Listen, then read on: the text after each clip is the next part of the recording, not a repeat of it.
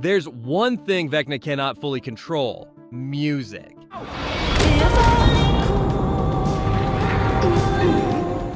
From battered Walkmans to dusty mixtapes in Hawkins' bedrooms, music keeps slipping through his fingers.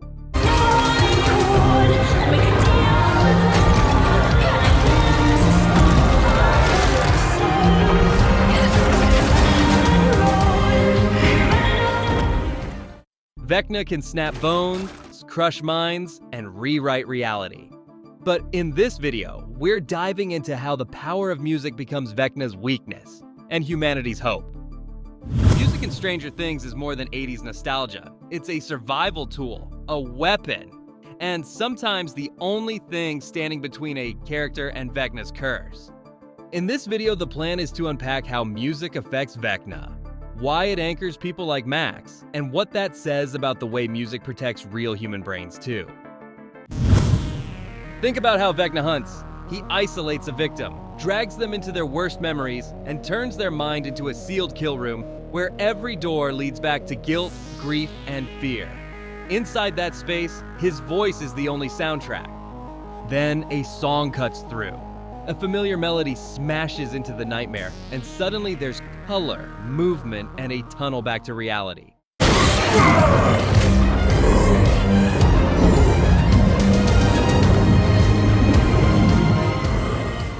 A track from a battered Walkman opens up a literal exit route through falling debris and flashing memories of friendship, fun, and life outside the curse. It's not just that the song distracts Vecna. The music reminds the victim, you are more than this moment. You are more than your worst memory.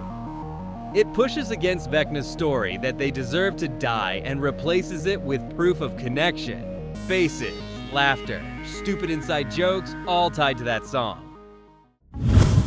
Vecna's power depends on dominating the mental environment. He floods the victim's inner world with his own images and narrative. You are broken. You are guilty. This is inevitable. His voice and his visions become the only channel. A deeply loved song is the one thing he didn't choose. It arrives already loaded with emotional data. Birthdays, car rides, late-night listening sessions, private daydreams. That track is a package of memories and feelings over which Vecna has zero authorship. When it plays, the victim suddenly has two competing realities in their head. Vecna's bleak monologue, the lived, messy human story attached to the music. He can bend bones and warp space, but he cannot easily overwrite a lifetime of meaning attached to a chorus. That clash is what tears open the path back to the real world. Every character in Hawkins basically walks around with an invisible soundtrack. Some have mixtapes from friends, some have favorite bands, some cling to songs that help them survive grief or loneliness. Those tracks are tiny emotional shields. Vecna represents a universe with one voice at the top, broadcasting the same message to everyone. You are small, you are wrong, you will submit. Music does the opposite.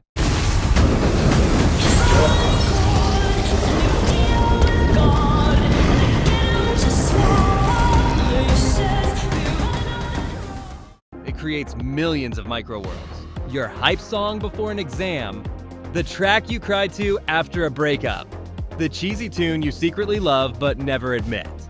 Each playlist is a private rebellion. It says, this is my inner world, these are my meanings. When a character is trapped in Vecna's curse and their song kicks in, it's almost like the brain saying, no, this is my channel.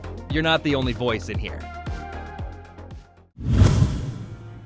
Now, zoom in on Henry/Vecna's worldview. He obsesses over order, honesty, and stripping away what he sees as human lies. To him, people hide behind routines, small talk, and distractions. Music is the most dangerous distraction of all. It's irrational. It makes people dance, cry, scream lyrics in their bedrooms. It lets them turn raw chaos, grief, anger, love, rage, into something organized and beautiful without his permission. From Vecna's perspective, that's infuriating. He wants a clean, silent, perfectly controlled reality where he decides what everything means. Music keeps interfering by helping humans rewrite their own pain into something survivable. To Vecna, music is chaos disguised as beauty. To humans, it's chaos they've learned to live with, and that's exactly why it keeps slipping past his grip. The show exaggerates things with levitation and shattered limbs, but there's a real psychological truth underneath.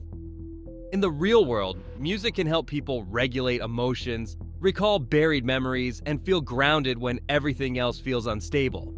When someone locks into a song that belongs to them, it does a few things at once. It brings back a timeline. I have a past, I've survived things before. It activates the body, heart rate, breathing, movement. It reconnects them with identity. I'm the person who loves this track, who shared it with that friend, who lived that moment. Put that into Vecna's curse. He's banking on you forgetting you're a person with history, connection, and choice. The right song snaps those pieces back together just long enough to run, physically in the show, psychologically in real life. So that's one way to look at it. In a universe of monsters and mind control, it's not just psychic powers that fight back, it's the songs people refuse to let go of. Now it's over to you. If Vecna ever got inside your head, which song do you think would break his curse for you, and why that track? Drop your choice and your theory in the comments, because your playlist might just save someone else in Hawkins.